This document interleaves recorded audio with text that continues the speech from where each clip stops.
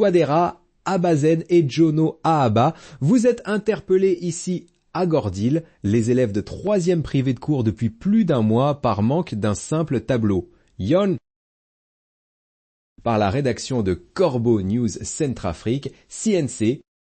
Depuis plus d'un mois dans la ville de Gordil, située dans la préfecture de la Vakaga, au nord-est de la République centrafricaine, les élèves de classe de 3e n'ont pas suivi un seul cours.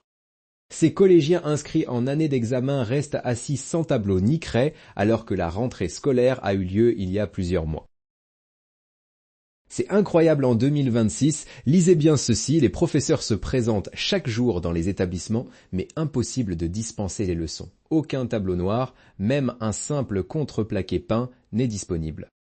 La craie manque aussi totalement, les enfants arrivent le matin, constatent la situation et repartent chez eux sans rien apprendre. Cette paralysie touche directement des jeunes qui préparent des examens importants dans quelques mois.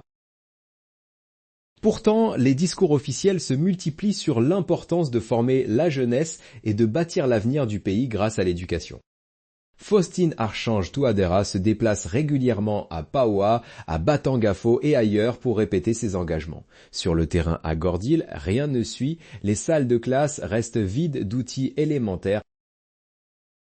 La situation devient encore plus choquante quand on sait que Gordil est la ville natale de hauts responsables du gouvernement, dont le ministre d'État chargé de la Justice et le ministre des Transports.